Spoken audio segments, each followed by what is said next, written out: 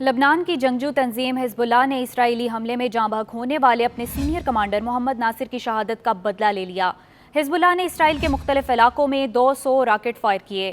حزب اللہ کی جانب سے راکٹ حملوں میں مقبوضہ جولان اور اصباح الجلیل نامی علاقے میں اسرائیلی فوجی مراکز کو نشانہ بنایا گیا۔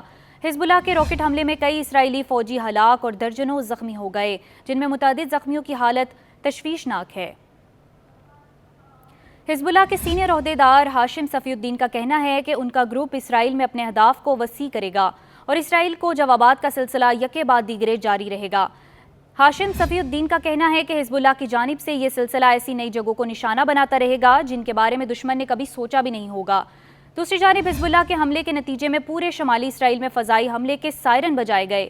اسرائیلی فوج نے دعویٰ کیا کہ لبنان سے اسرائیلی سرزمین میں داخل ہونے والے تقریباً 200 میزائلوں اور 20 سے زیادہ مشکوک فضائی اہداف کی نشاندہی کی گئی، جن میں سے کئی کو اسرائیلی فضائی دفاع اور لڑاکا طیاروں نے روک لیا۔ حزب اللہ کی جانب سے اسرائیل پر کیے جانے والے راکٹ حملوں کے بعد اسرائیلی وزیر اعظم نیتن یاہو کا بھی دھمکی آمیز رد عمل سامنے آ گیا۔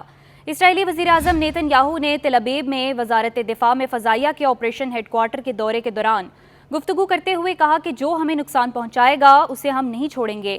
نیتن یاہو کا کہنا تھا کہ ہم شمال میں سیکیورٹی بحال کرنے کے لیے پرعزم ہیں۔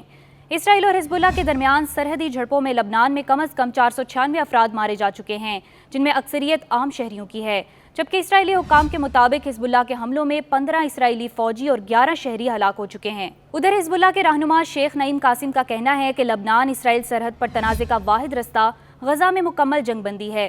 حزب اللہ کے سینئر رہنما شیخ نعیم قاسم نے غیر ملکی میڈیا کو انٹرویو دیتے ہوئے کہا کہ اگر غزہ میں جنگ بندی ہوتی ہے تو ہم بھی رک جائیں گے۔ اسرائیل حماس جنگ میں حزب اللہ کی شرکت ایک حمایتی کے طور پر رہی ہے، اگر جنگ رک جاتی ہے تو یہ حمایت بھی نہیں رہے گی۔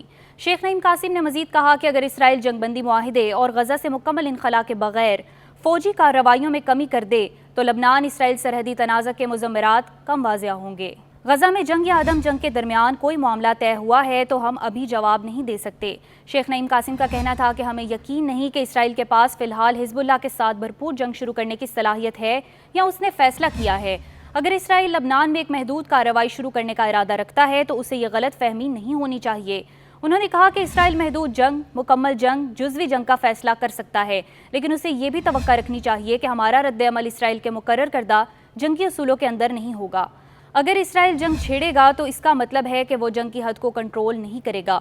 حزب اللہ کے رہنما نے امریکہ پر تنقید کرتے ہوئے کہا کہ اس نے غزہ میں حماس کی موجودگی کو ختم کرنے کے لیے اسرائیلی منصوبوں کی حمایت کی ہے۔ ایک تعمیری معاہدے کا مقصد جنگ کا خاتمہ، اسرائیل کا غزہ سے انخلاء اور یرغمالیوں کی رہائی کو یقینی بنانا ہوگا۔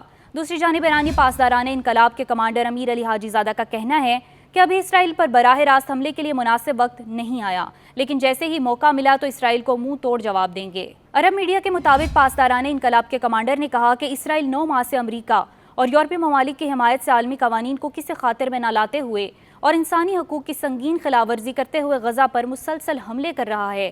پاسداران انقلاب کے کمانڈر نے مزید یہ کہا، ہمارے لیے یہ مناظر بہت تلخ ہیں اور اس کی کڑواہٹ دگنی ہو جاتی ہے جب ہمارے پاس طاقت ہے لیکن ہمارے ہاتھ بندھے ہوئے ہیں۔